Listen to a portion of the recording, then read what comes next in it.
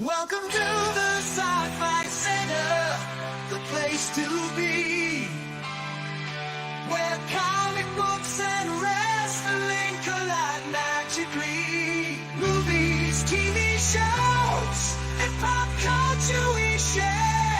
Get ready to rock, we're here to take you there. From superheroes to aliens in outer space, we've got the latest news and reviews in our embrace. Turn on your screen, let the neon lights glow. We'll take you back to the 80s. Let's rock and roll. Sci-Fi Center, where the legends come alive. Get ready to geek out, let your imagination thrive. We're diving into the past with a touch of modern flair. Sci-Fi Center, the ultimate pop culture lair.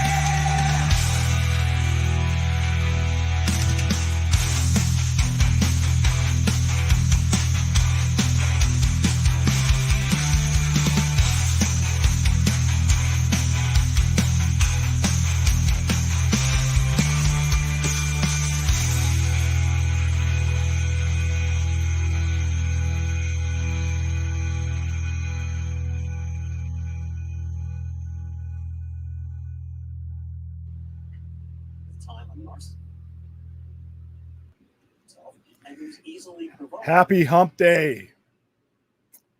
Merry Wednesday. Whatever the hell you want to call it. You have at 11:05 made it to another day. Welcome to the Sci-Fi Center presents a Wednesday semi-overnighter. The difference between a Midnight Express or a regular Q&A and an overnighter is the fact that there are at least two topics, at least one topic for the most part. Tonight's show is brought to you by, incidentally, the movie that I just saw, A Quiet Place Day One. If you want to see what I thought about the movie right out of the theater, I put the link into the chat so you can go and watch that. It's about less than 2 minutes long. It's a good movie. It's a really good movie. It's highly recommended. If you liked the first two, you are going to like this one. I think this one out of the three is more performance-driven than the previous two, even though they're all under the same kind of circumstances. Every character is different in all of these movies, and the two that this movie centers around are probably the two best that they've had in the series. So, A Quiet Place, Day One, Stay Quiet, Stay Alive in theaters June 28th, but for most of you preview junkies, it'll be out there tomorrow at like 3 or 4 o'clock if you want to go see it. So I don't know where the fuck Brad is at this point, but hey, he's either sleeping or he's on his way. So those are one of the two possibilities. If you'd like to support the channel, we have the super chat function. We have the membership function where memberships are climbing. Thank you. I am going to do something for members this Saturday. So the brand new, they're all brand new, but for the brand new members, we're going to do something for you guys. Also, I will be announcing our Patreon watch along, whatever that's going to be, tomorrow night's show. We will be having one. I just haven't decided about what it is, and our Patreons will be our co-host for that one. All right, two main topics today.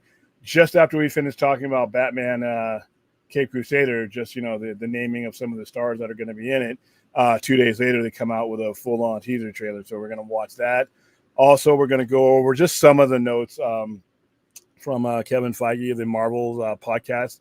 I'm not going to go into deep wonderment of why I'm listening to this from Marvel first and DC. Now, what Kevin Feige did here, it is a podcast, so it's audio only, which is fine. What I want DC to do is take it a step, like I've already laid out the plan. It needs to be, I believe that we're in a visual industry. And I believe that the ground that DC has to make up just with its, not against Marvel, but just with its own fans and credibility, it needs to be done. We need to see that shit. We need to see those people. We need to see those faces as well as hear those people. And plus, like I said, comic books, games, things like that.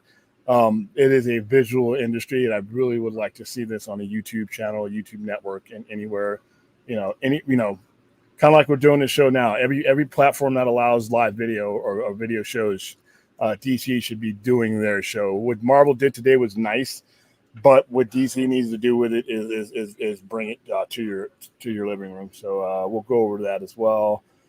Fantastic Four is another topic we're going to talk about. They made some revelations about that. We're going to read the article about that, which I'm so excited about Fantastic Four. I know not everybody shares my level of excitement, but this is the one I've been waiting for.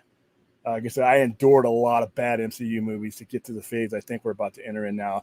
I'm willing to actually go to a theater, sit down in front, and not wonder how when it's over and go see Deadpool. That's how I am for what this next phase represents. I can't stand Deadpool. I know a lot of people love him. I have never liked the character, even before there was movies about the character. I don't like it. The same reason I don't like She-Hulk and how that took off, and that version of She-Hulk ruined the She-Hulk show. So, all right, we're gonna get to the chat real quick, and then we'll get to our topics. Go all the way to the top. Yeah, here's the link to the quick spoiler free. It's a spoiler free review. We'll go spoilers over the weekend. All right, Clint, what's Doc? The movie was great. Had a pretzel in your honor. How you doing, Chappie? Joe, what's going on? RJ. Yes, the King Geek. I know these are just words that show up on my screen, but the King Geek is actually, if you guys can see it, it's me with a crown on. It's emulating the old Babe Ruth picture once he hit the 700 home run, and Biggie Smalls, Notorious B.I.G. He recreated that picture himself as the King of Brooklyn type deal. So I've used it. So, all right. Yes, that Caped Crusader is looking real good. Like I said, I wish this was what we had gotten back in the day. And I understand why. And you hear Breach Tim say why this is, they would run, what would I do if this wasn't for kids? And now we see it, and I'm loving it. So I'm not against animation. I'm against 90s animation. I'm not necessarily giving it to people who made it, Kevin Carr, all those guys. They did what was required of them. This looks great. Also, we're going to go over, never mind. I already said that. So let's see. One of the other things is brought to my attention. I didn't get it on the thumbnail. It's San Diego Comic-Con, which I am going to. Apparently confirmed that Marvel will have a panel there. So I'm going back and forth with some of the people that I know are going to be there. I'm kind of in a quandary. Me personally, you guys know what I think of Hall H and all that kind of stuff. However, if I'm a content provider bringing newsworthy stuff to you guys, I'm wondering, is it worth it for me to attempt to get into Hall H? Or do you guys think that it's worth it for me more to do a balanced coverage? If the opportunity presents itself and I can get in there and I can cover this stuff, I will. But it's got to be logistically, it has to make logistical sense. Even though we're going to be there for all 4 days, the big day that this usually happens on is Saturday. So if I can logistically make it happen, then I'll get there. But I'm not making any promise. But like I said, personally, but as somebody who's bringing this convention to you as much as possible, our loyal following, this 4 days isn't just about me. So we're going to work that out, see what we can do. But it's going to be a loaded weekend. That just made a already loaded weekend even more loaded. But yeah, the Caped Crusader looks great. Are those porg things from Star Wars? Or is that a penguin? Okay, never mind. It's a penguin and a seal. Gotcha. All right, everybody's getting their emojis out of the way.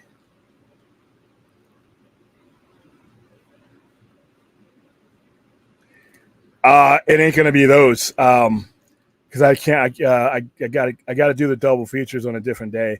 I'll probably do the double features on a Sunday because the Saturdays I can't be away. I can't attend to those as much, so we can only do the one movie. Nah, I don't want to hear from you. Just kidding. Yeah, I have had a good time with both Quiet Places. So I think I just answered this. But yeah, just like I just said before, if it were just me going as a fanboy, fuck no. But me as somebody who's going down there being sponsored, doing this to bring content, I'm going to look into it. And if it is, like I said, if it's logistically possible that I can get in there, because like I said, a lot of these guys, I don't know how it's going to be that wild this year because not everybody's bringing, their big guns to Hall H on Saturday. But there are only 6,000 seats. And I got a question. I mean, do I want to switch off with somebody? Do I want to be either the cause of or the person sleeping there overnight? Because a lot of times that's what you got to do. There's so much there for the convention that's about. I want to balance it because I don't want to just be reporting to you from Hall H, moving up on the sidewalk every foot or something like that, or not even moving because they don't open until that morning. So I got to look at it. I know I was talking to Ray about it. We're going to see if it's logistically possible, and we might just play it by ear because, like I said, if I get there on Thursday or Friday, or and we look at it and they've already got people camped out on Hall H, I don't know, and I start counting and I reach 6,000, then I know we ain't getting in no matter what. But we'll play it by ear. That's one of those things we're gonna have to play by ear. That's how I did it last year during the strike. But like I said, if it is at all possible for me to get in there and it logistically to make sense, then I'll do it. And I'll just leave it there. I thought listen, I don't share the same hate as everybody. A little behind, sorry. I don't share the hate. I don't understand. Is it a perfect show? No, not by any means. I still think it's a good enough show to where I don't understand the heat it gets. If there's anybody who is on the fence about the show and was leaning positive about it whatsoever, I think last night's episode or this morning's episode or whatever, when I watched it, possibly pushed you over. Some of the best saber battles I've seen in a long, long time were in this 28-minute show that needed to be longer. This is one of those shows where the length hurt Acolyte. 20 minutes is not enough, especially for the tempo. And I'm a big pace guy. Once you win me over with pace, there's a lot of forgivable bullshit that I'll let by. But it got good. I guessed who that guy was. It wasn't that hard. I'm not a genius. It wasn't that hard to guess who the Sith Lord. I'm not going to spoil it for you guys, but I had two people who I thought the Sith Lord would be, and he was one of them. Or that person was. Well, fuck that up. Never mind. That person was. Well, there's a lot of he's in the show, but that person that I chose, and don't say it in the chat because you guys probably already got it before I did. That was fine. That predictability was fine. His sword play. The only thing I didn't like about this episode is they did a lot off camera. A lot of the deaths and stuff like that did happen. They just kind of blew past that. But they did it to get to, like I said, some of the saber battles were really fucking cool. One of them was a bit ridiculous because you have a junior, a junior, not even a Jedi, holding their own against somebody they should not have lasted 2 seconds again. If that person's what I'm supposed to think they are, that was fine. But even still, that flaw was very entertaining because it turned out to be very good. All of them. And it was the way they choreographed it. It was in and out. Different people were fighting different people, and then they would switch off. So I listen. I could probably spend a good show. The dialogue still isn't there.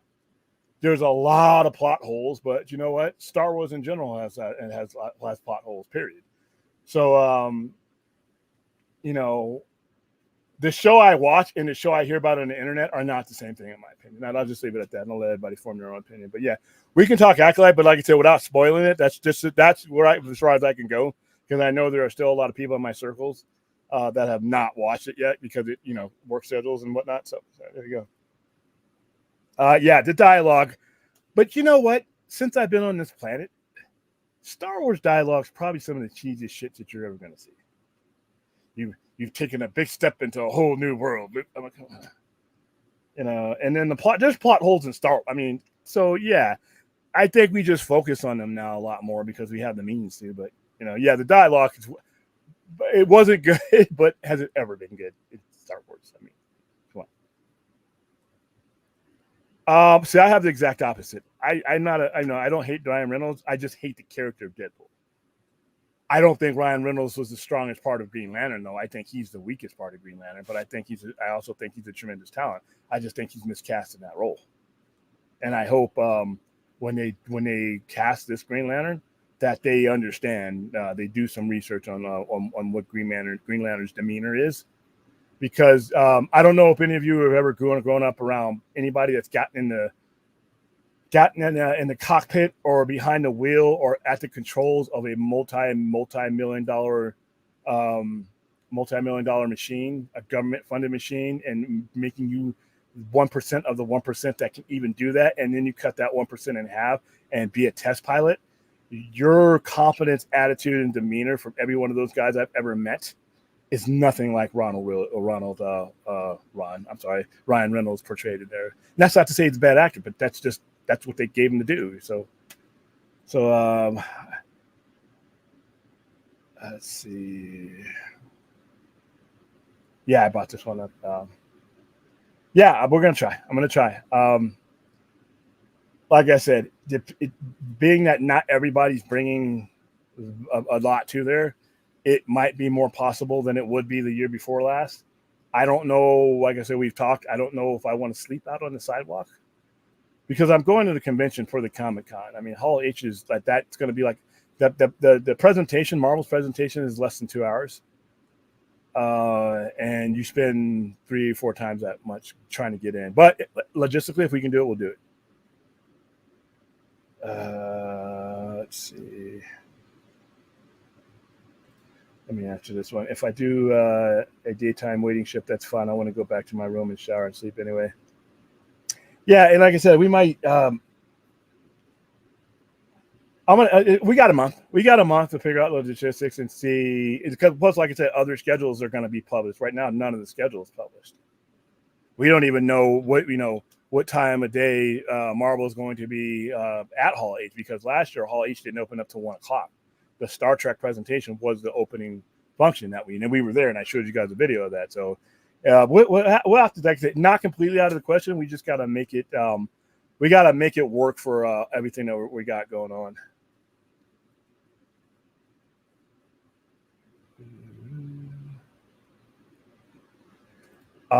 Yeah, about 2,000 times. My day was hot, but I think we're nearing the end of the Inferno. Gonna find out tomorrow. Tomorrow.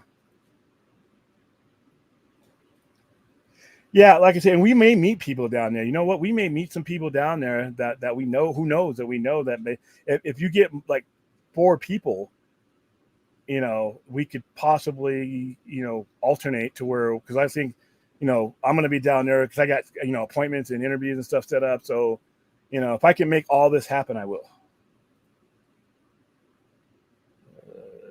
Someone say time. Oh, no, not the time, not Morris Day the time. No, wrong time, guy. How old your ass is, if you know who that is.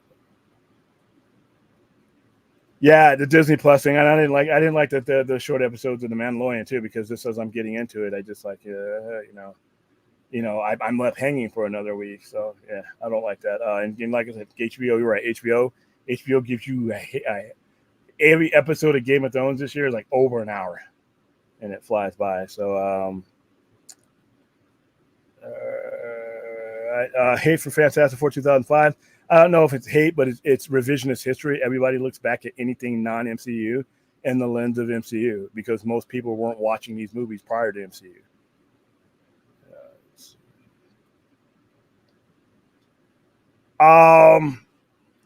See, when it comes to the Acolyte, I never came to Star Trek. I never came to Star Wars for the writing. I didn't come because I thought Star Wars was going to be Shakespeare. At this point, I want good fights. I want cool looking aliens. I want cool looking villains, and I want some action. And so far, the Acolyte has given it to me with some intrigue. Could it be better? Yeah, but to be quite honest with you, midway through Force Awakens, just about all Star Wars could be better. Some of it's better than others, but I could tell you there's a whole bunch of things about The Mandalorian that could improve and to become, but it's as good as we got. People look at The Mandalorian as the best thing ever in Star Wars since then, but it's as good as we're getting. I think Mandalorian is good, but it could be great. But that's Star Wars in general. But a lot of that's self-inflicted, though. that's self-inflicted on just what Star Wars is at the moment. But Ryan Reynolds is insufferable. All right, we're gonna jump into what are we gonna jump into? I think I'm gonna jump into the trailer real quick first because I got that queued up already. Did you see that trailer yet? You're muted. Okay, yeah, sorry, flicked off my. Yeah, Aaron was saying she couldn't hear me. Oh, so you were? Yeah, I was wondering why you're so fucking quiet. I'm like, yeah, well, because you made you talk about Fantastic Four, and I said, I wanted to make it's not revisionist for me. I was never a fan of any of the movies so far. So I love the first one. I did not like the second one, especially when I got when we got the Cloud discount Galactus. Cloud Lactus, yeah, basically the same thing I got out of Smallville with the sand cloud smoke seed smoke side. That was so embarrassing.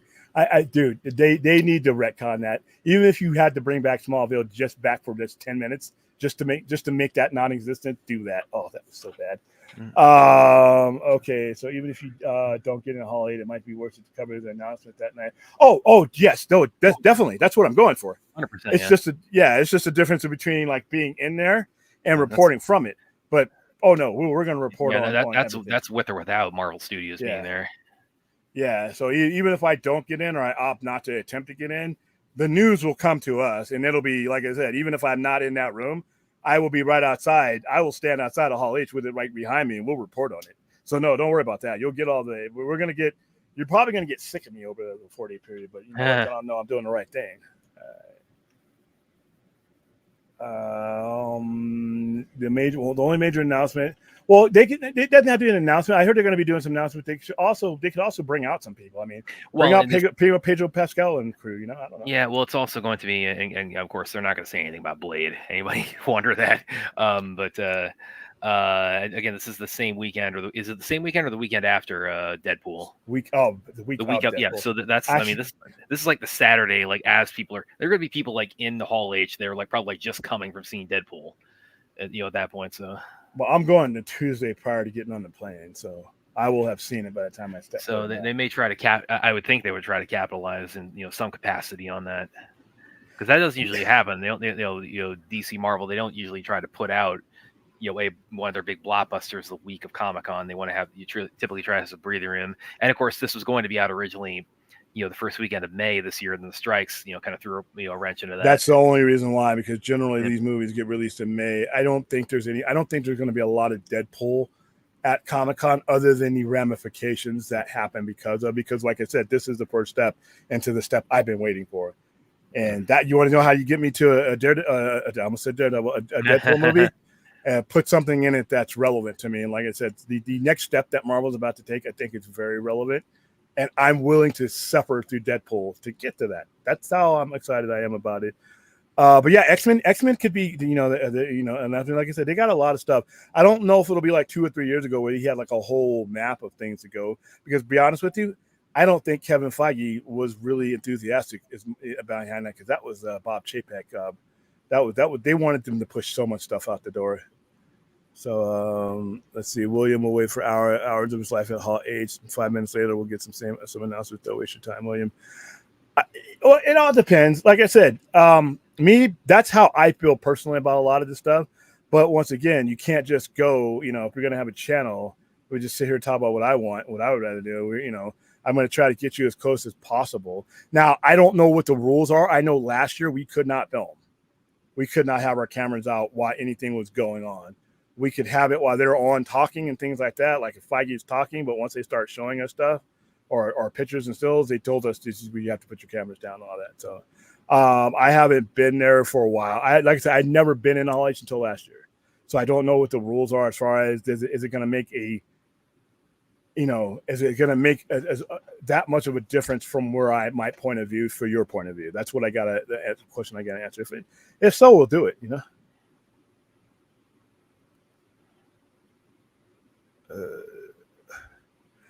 Yeah,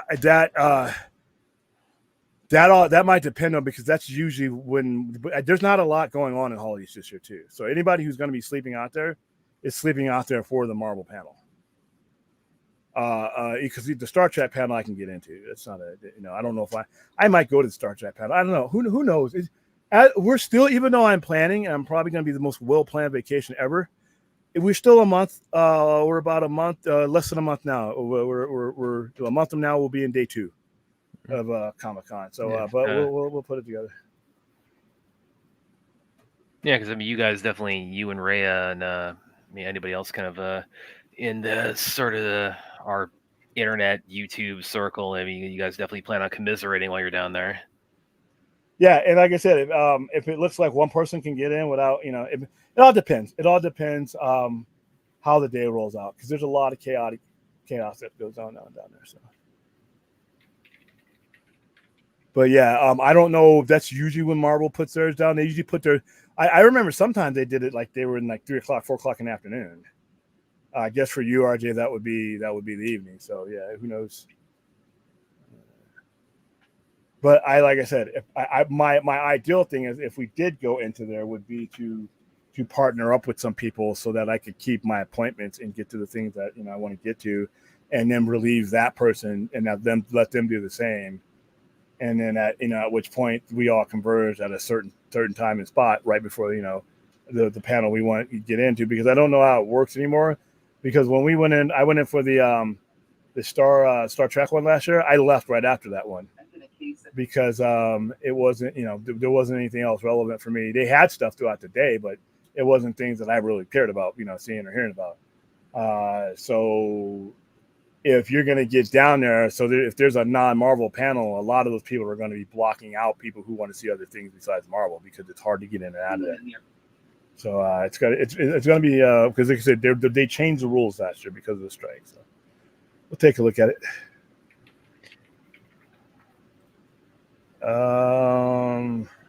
I personally think one of us has given up on San Diego Comic-Con. I don't blame him. I think they're probably tired of being second to last instead of going last every other year. Who's one of us? Are you talking about like who knows? I'll clarify that for me, Antonio. Yeah, you might need to clarify that, man. Let's see. I think Rhea's got a little bit of a hot take here. This is starting to actually get a little bit of traction online. I'm not talking about like the veracity of the rumor, just like the chatter around it. It's like really, it's starting to kind of, that's without casting my opinion on the validity of it one way or another. This seems to kind of be this conversation about this potential cameo and all that, and maybe that might even like shed some light on like why he threw the shade that he did. Maybe like because.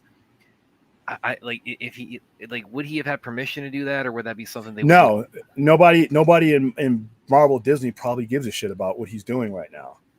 He probably got his cameo. I'm gonna assume that he's in there, but he's probably on the outside looking in, trying to get in. He wants to be part of a conversation he's not currently part of.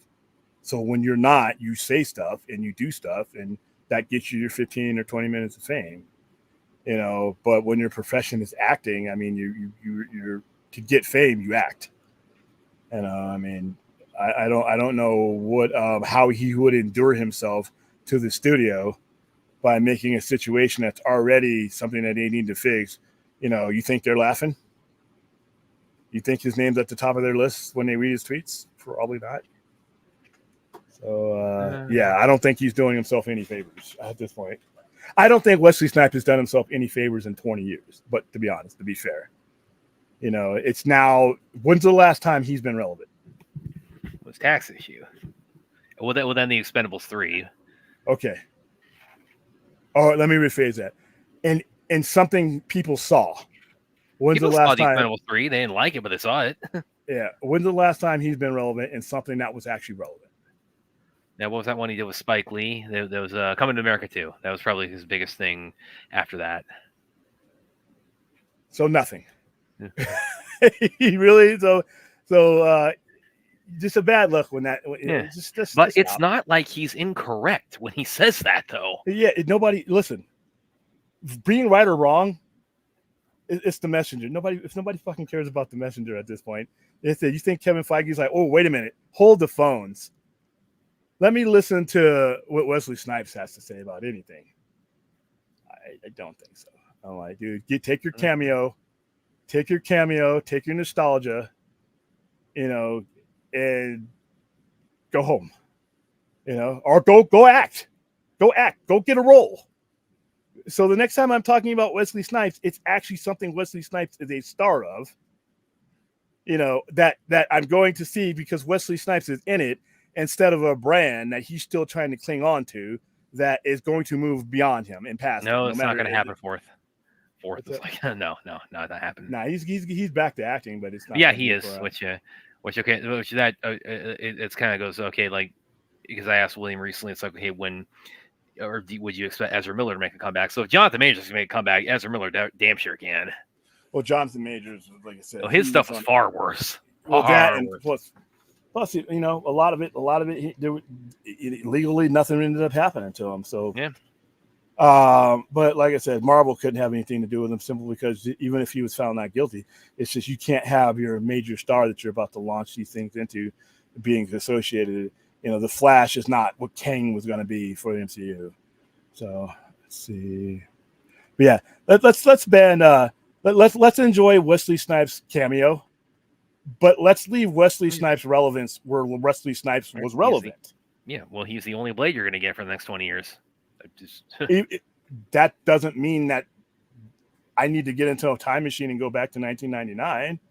I mean, he's not relevant now to what's going on. And other than his 5 minutes or however long he's in his iterated, maybe he'll be one of the has-been characters that gets, dissolved at the end of the consolidation. But that's it. He's not going to be Blade going forward. I can't believe people with a straight face can look at themselves and say, why don't we just go with Wesley Snipes as Blade? The fuck is what is happening? Is everybody sniffing a pile these days? Come on.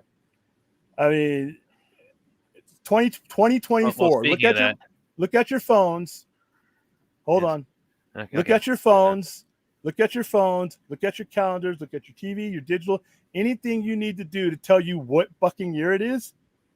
I guarantee you it's not 1998. I'm almost certain it's not 2000. And I'm real sure it's not 2003.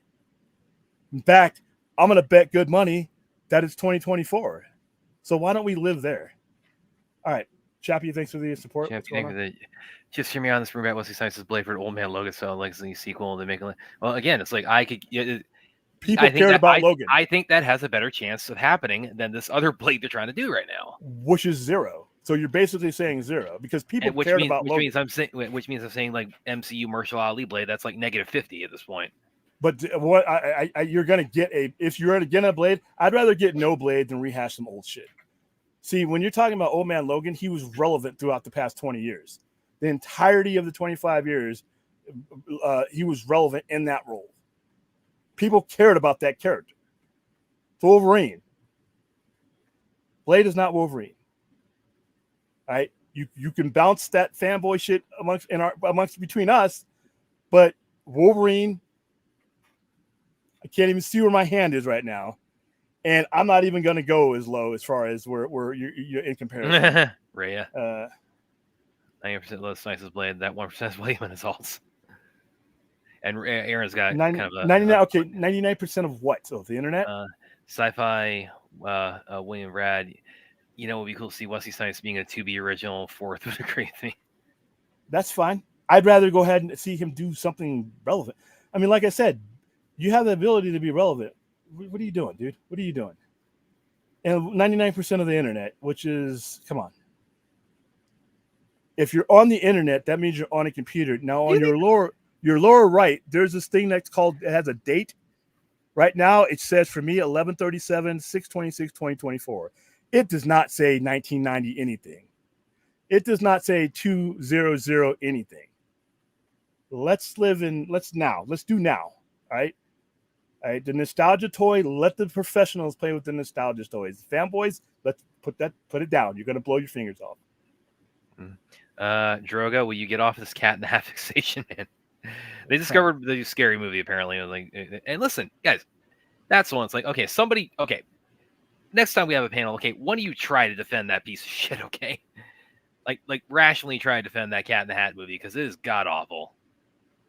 And Wesley Snipes, don't put, no, it's bad, it's terrible, it's not happening, never doing a watch party of that. RJ says, the WBDC will have a panel this year. It's just the gun will personally be there. They could hire a host to do it or have Peter Safran to present everything in his stead. People might just get up and walk out if it's Safran. Yeah, Safran's like just for pure not who the fuck is this? Nobody knows who he is.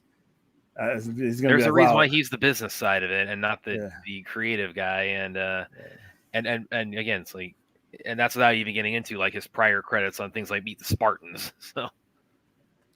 Marvel did release a podcast. They did. I talked about that at the beginning of the show. Yeah, and of course set William off pretty like, oh, they took my idea, but he's not mad about that. It's like he's the company that he wanted to take his idea didn't take it, and the other one did. No, I just understand that the internet I skate a pill is the internet. You know, you gotta be careful, and no matter what the topic is trying to transfer your enthusiasm when we're staring at each other on the screen to something that can actually be sold. Everything sounds good in a chat room. Everything sounds good on Twitter. When you put it into practical exercises, when you start to execute some of the stuff that you guys are battling on about, then the wheels start to come off because they were never good ideas to begin with. All right. You reliving some part of your life doesn't mean it's going to be good for business. Just because something made you feel good back in the 90s doesn't necessarily mean it's going to sell in 2024. And that's where we are. I know it's hard to believe for a lot of people. You know, we are in the year 2024. That's where the majority of your relevance and your audience are going to be. And like I always say, nostalgia is like a bomb. You know, if you don't know what the fuck you're doing, you're going to get everybody killed. But if you're a bomb expert and you know what wires to pull, maybe you can make it work. But it's still the 50-50 proposition. Like I said, it's the thing that it's what hurts Star. We talk about oftentimes what hurts Star Wars. That's it. People can't let go of that one sensation that made them feel great at any given point in their life. That's what everything has to be from that point on. I enjoyed this version of a character, and we fall a victim to it as well. You know, 20 years ago, that was a great so-and-so. But it was 20 years ago. So why don't we step out of the TARDIS onto some real grass and throw a 2024 party instead of bringing up fucking near 60-year-old Wesley Snipes, who I have all the respect for when he was there. When he was that guy, he was that guy. He ain't been that guy for a long time. A long time. And the comic book movie making apparatus has grown past all that. So, and that goes for some of these characters, to be honest with you. And that's why, like I said, if you told me we were bringing back all these Fox characters and all these permanently, I would be off the bandwagon. I would jump off that bandwagon and I would strip it down and take all the wheels off and throw it away. But if you're telling me that we're using these characters to move on to the next phase, that's what I'm there for. I am not here for nostalgia. I am not here to relive your childhood fantasies. You got Disney Plus for that. Wherever these movies are on digital somewhere. If you want to hear those voices again, Disney Plus, you can get the bundle with ESPN and Hulu. All right. I don't know what WB is going to do at Comic-Con. They really shouldn't even be there, to be honest with you, because they don't have anything to do but piss people off. But let's see. They have already said that they are going to recast Kang. That might be one of the things that they bring. They might ask you what. Yeah, imagine if they did that. It's like they bring Mahershala.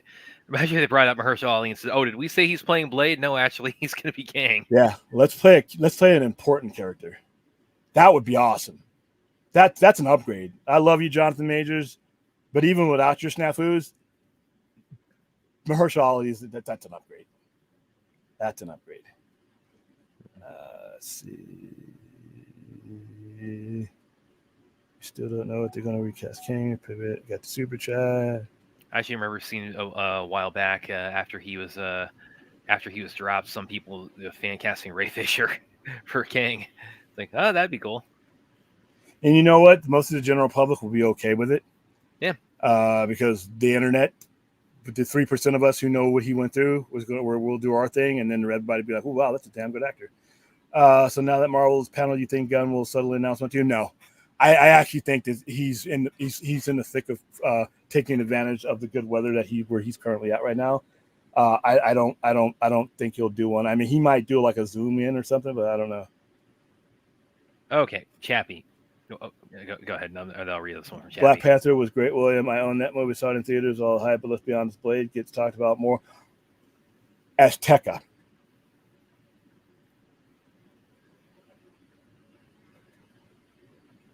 Are you out of your mind?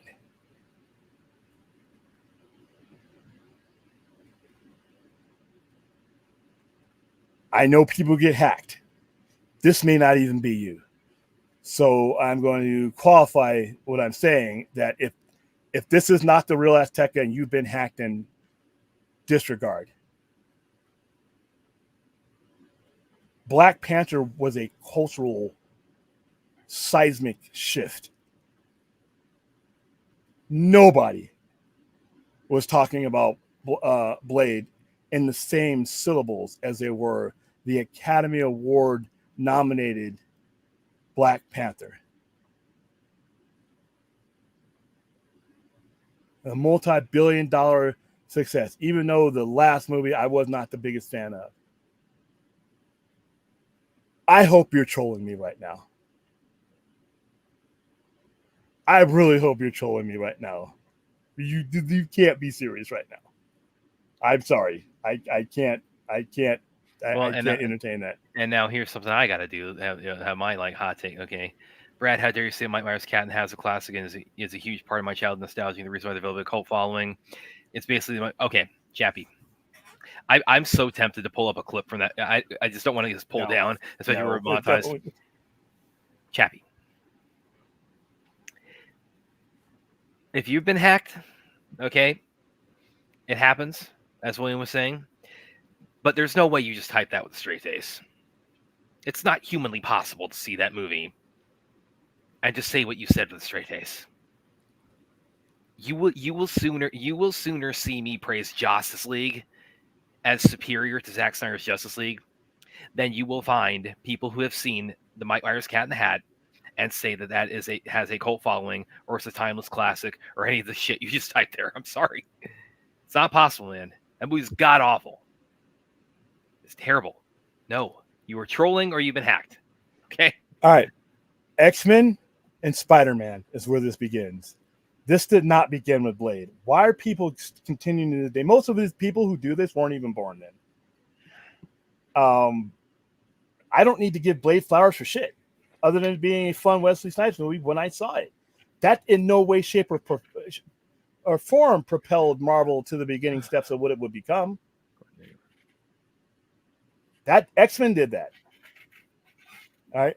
Spider-Man capitalized on it. But X-Men was the movie that said we can make these types of movies like this. Not Blade. If you had fun watching Blade back in the day, that's fine. But let's stop trying to do like this it's revisionist history. Right? That was not it. I was there. I was running a comic book store then. People in the comic book business, customers in comic book business didn't regard. You couldn't keep Blade on the shelves as far as, and I don't mean because it was selling out. I mean because it kept getting canceled. So you're going, like I said, no, that shit started with X-Men. It started with X-Men, carried over to Spider-Man, and from there we went on. No, Chappie, no, man. I'm not bringing it up anymore. He's not being serious right now. No, again, it's like, listen, I suffered through Scary Movie and Meet the Spartans, okay? We are never, ever, ever doing a watch party of the Cat in the Hat movie. Okay?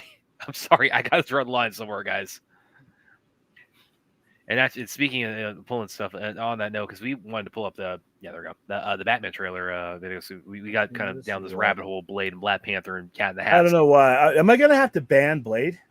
Because to be honest with you, if there's nothing going on, ban Cat in the Hat? We don't have any reason to ever bring that up. But if there's nothing going on with the current Blade, and the old one is ancient history. Why did it take up all this time on show? 3 people just bringing it up. Come on, stop it. Stop it. All right. And Chappie, yeah, we love you, dude, but I no, know cat in the hat, no. He's not No. being serious, dude. He's trolling you. All right. I can't say enough about that. I like all the decision makings that has gone on with that, putting it in the 40s, the grit, the violence, the dialogue seems right on point. They just don't know I'm coming from them. I like the voice acting is on par. I like the animation style. I really like the animation style. There's really nothing about this that I don't like. And one thing I don't like about it, they're releasing all the episodes at once. Oh, they are. And that's when are they doing it? Is it in August 1st? Okay, so it's pretty soon here. Yeah. Now we are gonna watch one episode at a time. I'm gonna do a watch long for that. And we're gonna watch it one. We're not gonna do 10 fucking episodes. That's just nonsense. Or 8, however long it is. We're gonna do one at a time, and then we'll discuss it. We'll do that. But I'm looking forward to it. This is the kind of Batman animation that makes it easier to not look at the ones that are on the ban list. So there you go. What did you guys think of the trailer? Yeah, looked pretty good. I thought. Looking forward to it. Looks pretty good. In the 40s feel, and again, you can see like the Bruce bringing his. You can definitely see his fingerprints on it with the animation and the kind of the way the storytelling structure. But yeah, it's definitely looks like it's tonally it's kind of like taking a little bit, even for Batman, take a little bit of a darker approach compared to the Batman the Animated Series. Yeah, the kid shit. Star Wars is relevant. And this is not just me being funny. Star Wars is actually, like it or not, Star Wars is happening right now. We are literally smack dab in the middle of a show. It's relevant. It's relevant conversation right now. Blade is in the abstract. Blade's in DC territory for me. I don't know. And Blade is not in the realm of concern that anything Star Wars would be as far as a character goes. Star Wars is Star Wars. Blade is Blade. You guys think I'm disrespecting Blade. You guys are putting Blade, a C-level character, on a pedestal that it does not belong on. When you operate and execute these characters where they belong, they work perfectly. But when you get fans that are like, trying to put this as a top priority, and obviously if it were Kevin Feige's top priority, this shit would be happening right now. So, I mean, is Kevin Feige an idiot? I don't think so. All right. Let's see. Yeah, I am excited about. I'm excited about that. And I'm glad Amazon picked it up. That's where I think. No, I do not. I think it's still dumb that it wasn't on. It should have always been on Amazon Prime. DC should have never produced it. Warner Brothers should have never produced it unless they already.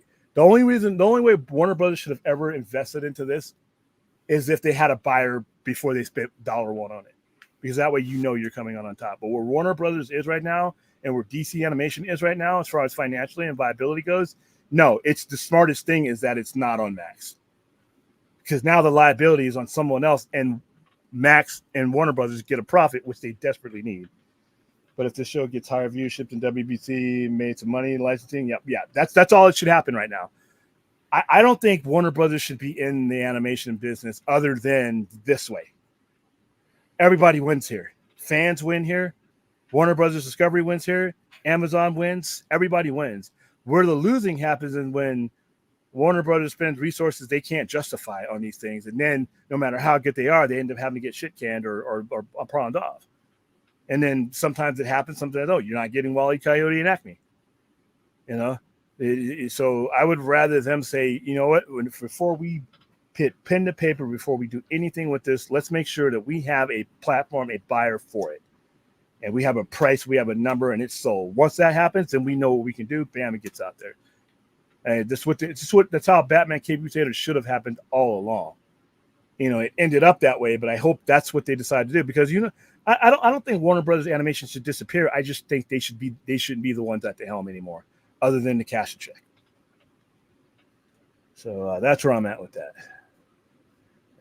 All right. So The other thing, let's bring up my idea. I might need to make this no band. No. You're letting him bait you right now. I'm sorry. He's sitting back at his computer laughing right now, because we can't see him on screen. They're doing this. They're scary moving. You guys remember the double entendres in that movie? That's in this Dr. Seuss kids movie. Do you guys remember the raunchy humor, the Austin Powers humor that they put into a Dr. Seuss movie? I don't. I never watched it. And you're telling me that's the cult classic, Chappie? It's Chappie. Why are you? That's like when Fourth starts trolling. Yeah, RJ is. Thank you, RJ, backing me up on this. It's not serious. He's not being serious. No, we are definitely we're not watching it. No, never happened. Never happening. Although this is a business. No. If you tied me to we're the bed, monetized now. We are monetized tied me to the now. bed, if you said we're gonna get $1 million donation, I'm about to go on this trek. This very expensive 4-day trek. If you want to see Cat in the Hat, no, right now, no, leave us. No, yeah. William decided he needed to head to San Diego early, so it's like the little dollar sign on the lower right hand side. No. We'll make it happen. No. Hey, we can even watch Green Eggs. Oh, we don't have Green Eggs and Ham, do we? But we can. I'll recite Green Eggs and Ham for you. Like I said, it's all mind control. It's all about breaking down the individuality. It's kind of after we just watched They Live, the irony of They Live and Cat in the Hat is the same. Yeah, thing. And the difference between They Live and the Cat in the Hat, They Live is actually awesome. But like I said, we are a monetized channel now. This is a business. We are here for you. So if you want Cat in the Hat, okay. So it's like, am I gonna? Because I damn sure better be getting like 100% of that check. Because that's even then, it's like. I don't know. It's like your shot of talking me into that is like if 99 you want to see Brad 1. get his 1% of that, hit the super chat button. Never happening. Never say never. No, this is the only time in life you ever say never is watching The Cat in the Hat with Mike Myers. If I see our thing go green here with a super chat of like a substantial amount, the cat. We'll get in the hat. No. God, if I could reach through the computer, like smack some of you across the face right now for this. And while he's doing that, reach through the computer and hit that super chat button. William and Brad, why do you think Kevin Feige feels that Fantastic Four is the most exciting project that they're working on the MCU right now? He says his project is interesting. Yeah, because this is the one he's wanted for about 20 years. This would have been first. This and X-Men would have been like right side by side with each other. Had he had control of those characters. He went with the founding of the Avengers because that's the characters he had control over at the time that MCU and Marvel Studios was a thing. That is what he would have done. He is a comic book nerd, and if you are a diehard Marvel historian like he is, you understand the first family of comic books goes first. Almost there's a good percentage of villains and characters and sub-characters that come from the very existence of the Fantastic Four. Between them and Spider-Man, they are the first heartbeats of Marvel Comics. And he knows that. And I know because we haven't had them under MCU and Kevin Feige's control so far, yet we haven't seen it. It's easy to dismiss their importance. But if you came up in the comic book world, as he did, or if you're a hardcore collector or you know the relevance of certain IPs, he's rightfully excited about Fantastic Four. And as am I. When's the last time you saw me get excited about some MCU shit? Especially recently. I'm genuinely excited about the prospects of what Fantastic Four can bring us. So, in the meantime, we're going to read this. But like I said, the super chat button, lower right. You want to do Cat in the Hat? Let's do Cat in the Hat. No, we will not fucking do Cat in the Hat. All right. If you strap me to the bed and like tape my eyelids open, and all right, and we'll do Clockwork Orange after that. If that's like what you want to do. Gallons of like Red Bull, you could not. You know what? Watch that and again. we'll use this as a learning thing because just like Sam I Am didn't want Green Eggs and Ham, but what ended up happening at the end? He didn't want to watch Cat in the Hat. That was what it was. No, but That's what happened at the end. the whole point is he adamantly refused something at the beginning, and by the end, for no reason, nothing changed about the green eggs and ham. Nothing. It actually got more annoying as the story get on, but yet one person's will is imposed on the other. Yeah, good for him. It's not going to happen to me though. Cat in the Hat, baby. Not Cat in the Hat, baby. Come on. Not Cat in the Hat. Never happened. Make it rain. Make it rain, chat. Nope. No.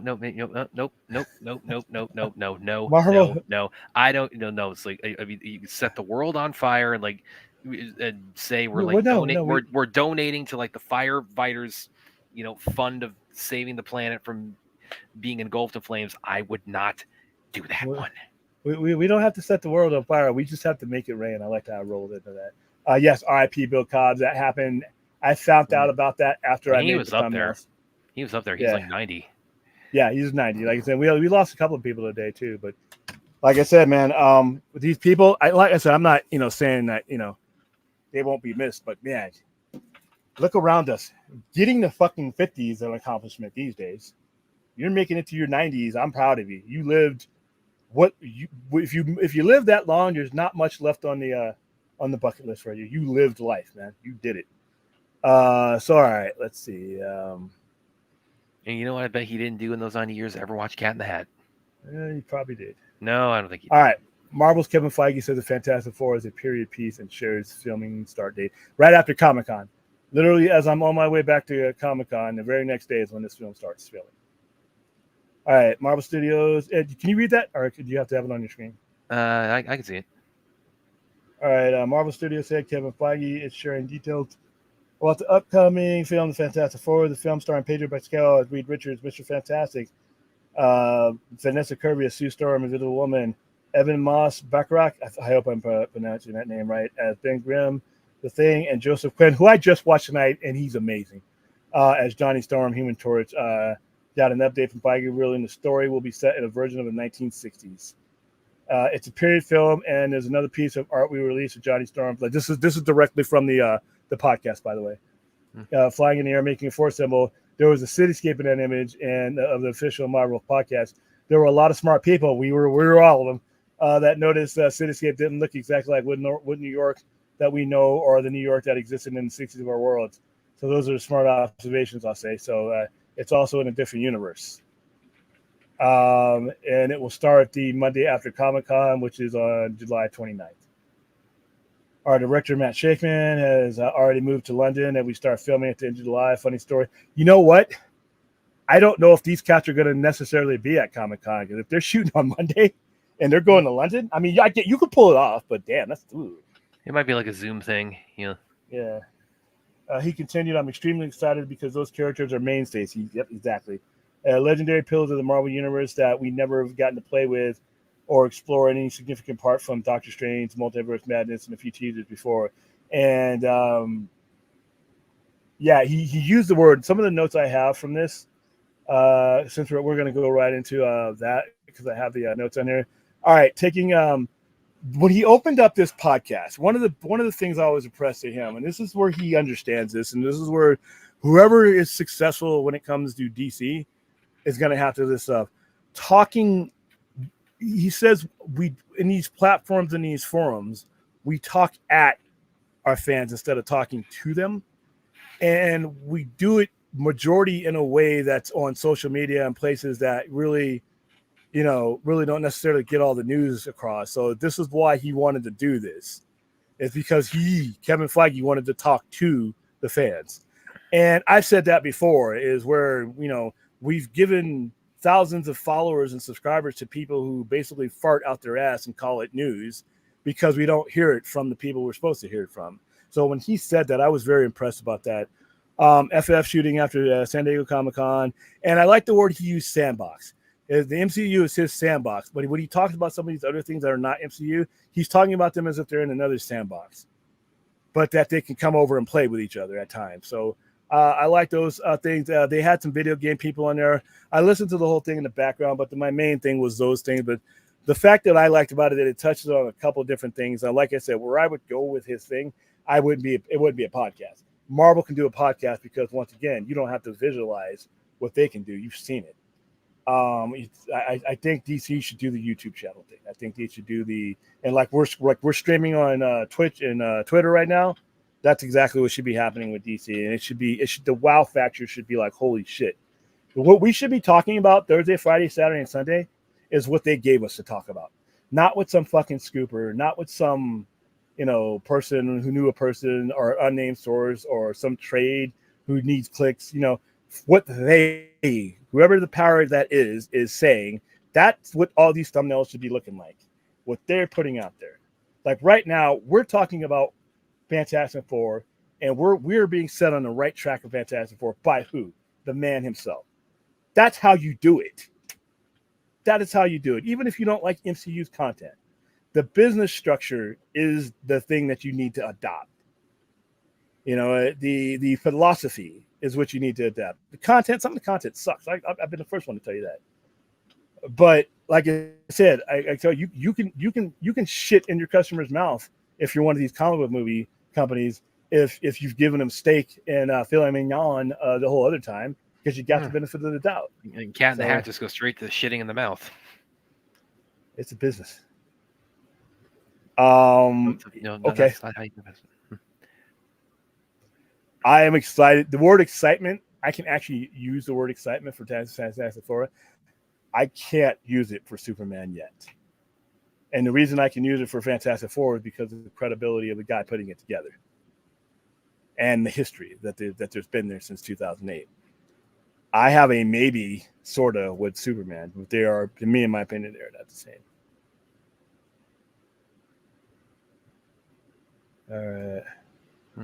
All right. Like I said, Music Man, I'm with you, man. I'm right at this very moment. At this very moment, at least, that could change. But at this very moment, I'm with you. Do you think they'll keep this date? Because this is kind of pretty close as far as filming. Yeah, I think they will. That's why I think I think if anything gets moved, it's going to be Blade, if it ever does get it. Because everything else, assuming it ever gets but off see, the Blade ground. doesn't need to. Blade doesn't need to happen for everything else to connect. Fantastic Four is a must. Fantastic Four is a critical cog in with the story that they're about to tell. So I think in order for their story to be told like they needed to be told, this is going to fit exactly where they planned it for. Yeah. Oh yeah, definitely excited for that. And again, we're getting close. We're getting really, really close here. Oh, we're gonna get trailers for That's the same day. That's the same day as Batman gets released. Wow, that's gonna be a fun day. Or it's August 8th. So it's like a week later. You think we'll get trailers for those I specifically? don't know.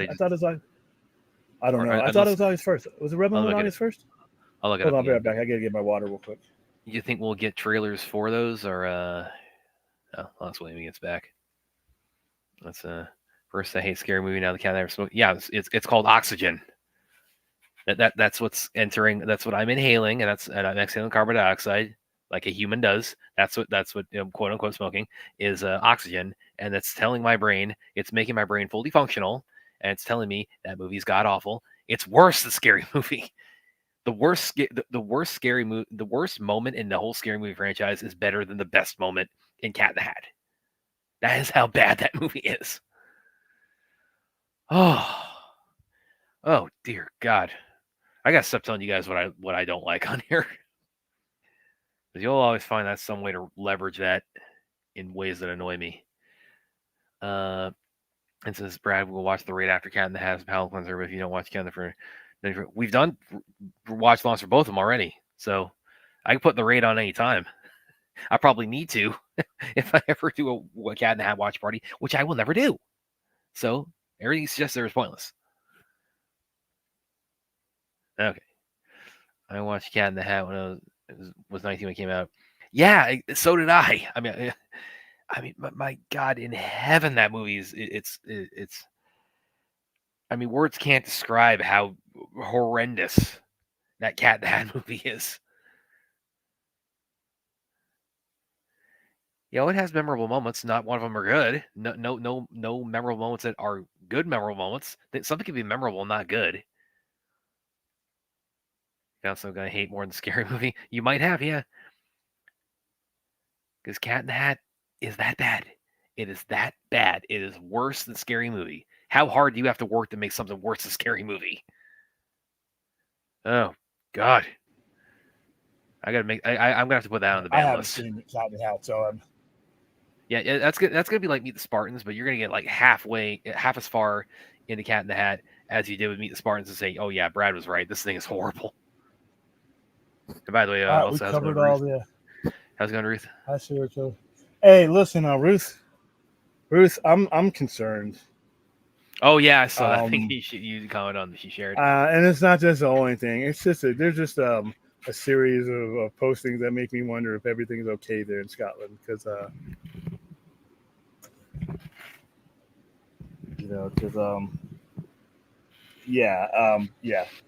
early, especially early in the morning when I'm seeing them because we're on a different time. I wake up to your post and we got to talk.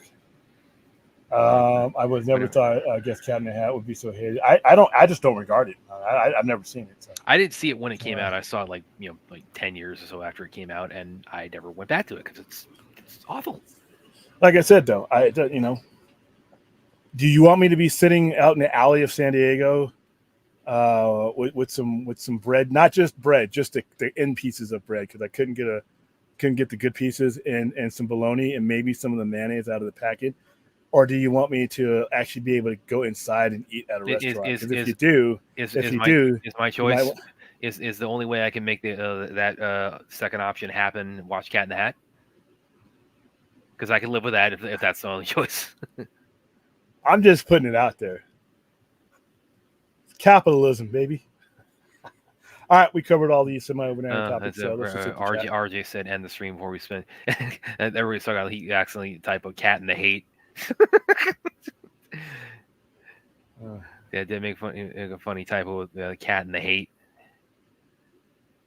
Yeah, Meet the Spartans was one of those movies that was trying to tell you it was bad while it was beginning. Yeah, it was like, hey, you might not want to watch this movie. And Peter it's literally telling you. I'm surprised that they didn't stop the movie and do the fourth wall thing and said, you know what? Why is anybody still in the theater? You might want to leave now.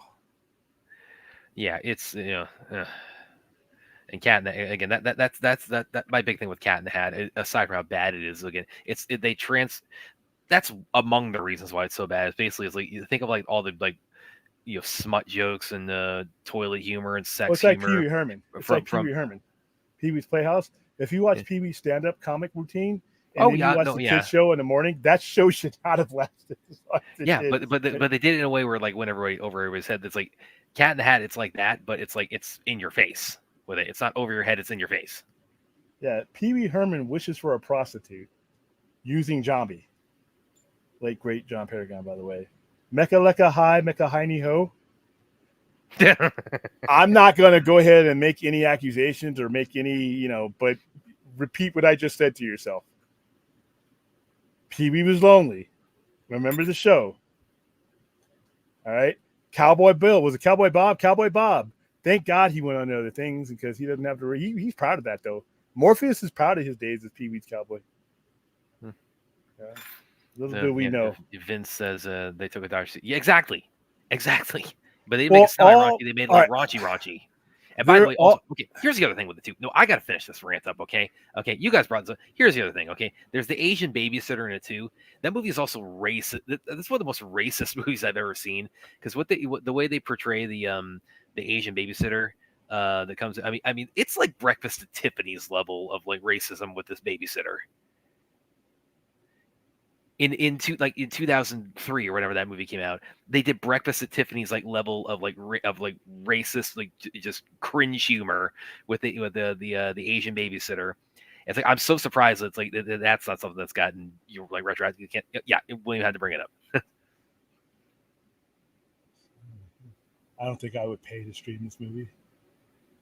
Even the makeup sucks. I mean, look at that. How much they want on YouTube movies for this movie? Are you gonna play the trailer? There you go. That's exactly what I was talking about. That is racist. Hi, Mrs. Kwan. Hi. I'm running late. Thanks for babysitting on such short notice. All right, we're not getting kicked off the internet for this. How much do they want for it? I'm just curious. More than it's worth. I'm just curious. Oh hell no! Oh well, $3,979. I wouldn't buy this Renting. for any amount of money. I'm probably gonna get kicked off the internet for that, but that's fine. I was just curious. I'm not. I've never Yeah. seen it. I'm not. It has Mike Miles in it. I'm probably never gonna see Yeah. it. And you said like you were like it didn't take you long to agree. It's like, oh yeah, that's I like mean, it's it's clearly. I mean it just slaps you in the face with it. Like right there. Oh, dude, Star Wars, the Trade Commission. I mean, come on, man. Phantom Menace. Yeah, but this is I but mean, again, they're not even that's like this is like that with like no mask. if This you're is Jamaican and you're watching Jar Jar, I don't know. Should you be offended? I don't know. I mean, it's not. oh, I mean I am physically exhausted from like having Cat in the Hat mentioned this much in my presence. And like getting like endorsements from people. Yeah, I saw this, but this was at the same time that they were announcing Lanterns. I'm not a big this. You know what? This new show that they're doing for a game or Harry Potter. This might open the door for me to watch Harry Potter because it's actually believe it or not, it's aimed at my demo. A lot of your Harry Potter reading fans are in my age group now because they started reading these books back in the 90s and 2000s when they were released. So a lot of young adults were reading them as they were 18, 19, 20 years old. And that's who their biggest selling demographic was to. I just never connected with it. I just never did. I mean, I tried too. I tried the movies. I went to go see Harry Potter with a bunch of friends because I was into sorcery and stuff like that, you know? And it just didn't connect with me. But I don't know if you do it with people who've worked on Game of Thrones, maybe I might. If you've worked as catering on Game of Thrones, there's a good chance that's probably your I might give you a shot. Well, yeah, but you also, I mean, you continuity. Yeah, I would definitely do that. I would definitely do this. Okay, all right. I'm sorry.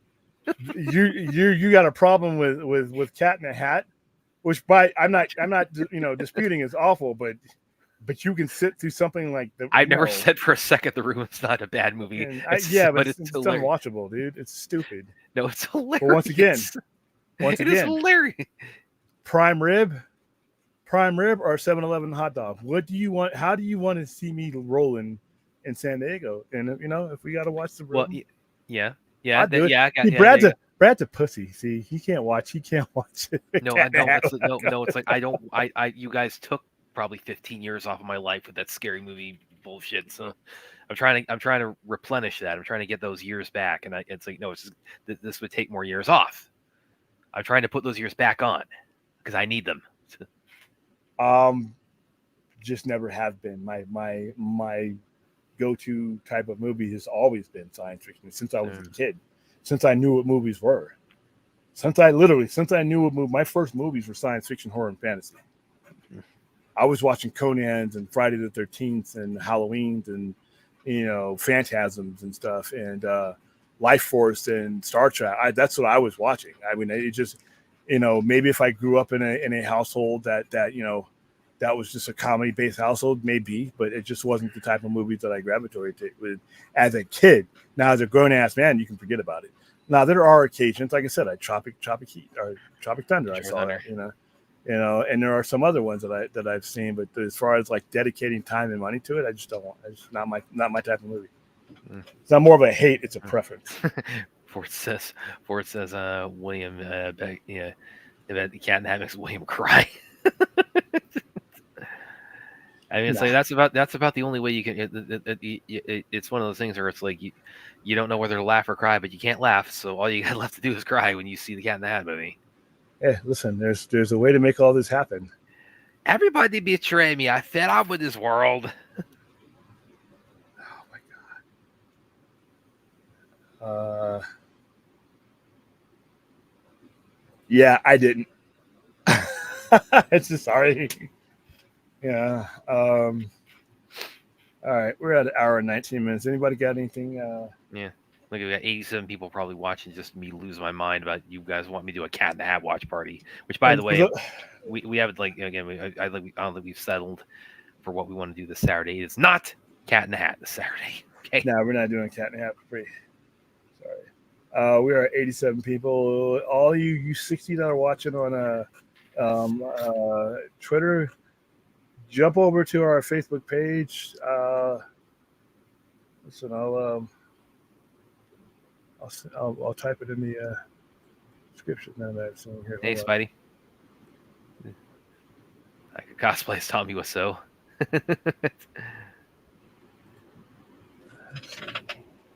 I don't know if that's a compliment, but okay. I mean, yeah, I can do exactly as I did not either. It's all hallmark. Well, we'll see. Don't blend too much. It may not come out right.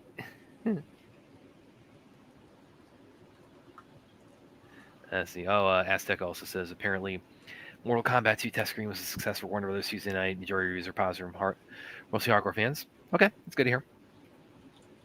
It's gonna be a while until we see it because it's not coming out to like fall of next year. MK2 because they got screwed on the strikes too. So yeah, that's good. That's encouraging news to hear. Here we go. So all you guys that are now watching on YouTube, come over and like and subscribe. Yes, please come on, because we had quite an influx of subscribers on YouTube, and of course that's again it's gotten us monetized. And when did you say you're going to be doing the interview or the talk with the radio? I haven't done anything yet, so I'll make that announcement though real soon. Okay. Once I hear from him, it's all contingent on what he has to say. Okie dokie, guy. All right, Chappie. Yeah, we're unless I wake up to a massive super chat, I'm not going to subject even myself. Yeah. The live action ones aren't any good, so I don't know why I would think that. 95, I love. 21, I love the beginning and the end of. Middle is kind of hit and miss, so hoping they really kind of strike that balance between those two with MK2 coming up. All right, guys, I think that's where we're going to wrap it up. I think we touched on a lot of stuff in this 90 minutes. Hi, Spidey. Bye, Spidey. Hey, Spidey. Bye, Spidey. Tough week. 100 million degrees out here, dead in the middle, not even the middle of summer. Everybody's going through a whole bunch of shit. But like I said, we've already had some celebrities go. If you think you're nearing that edge, just use 988. Use whatever you need to do, but this is the easiest one. So there you go. All right. Might have good news on the air conditioning tomorrow. I hope so. Okay. So, any last words, sir, Bradley? You are tearing me apart, Lisa. Good last words. But you have a problem with Cat in the Hat. All right. Yes, I do. So I can't. This is confounding. All right, guys. We'll see you tomorrow night. Later, guys.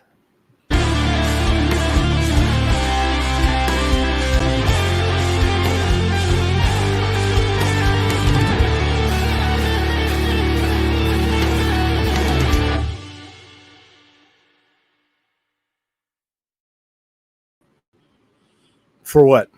What am I waiting for, Larry? We're going to sit here. I'm going to sit here until you tell me exactly what I was waiting for. You just can't leave people hanging like that. What were we waiting for? What was it? It wasn't love. What was it? Was it the super chat for Cat in the Hat? Because that just rhymed.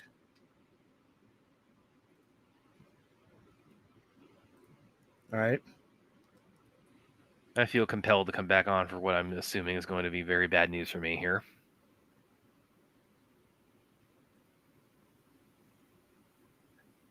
Even if that was what you made me come back for, I need you to lie, and it needs to be something else. Yeah, please do.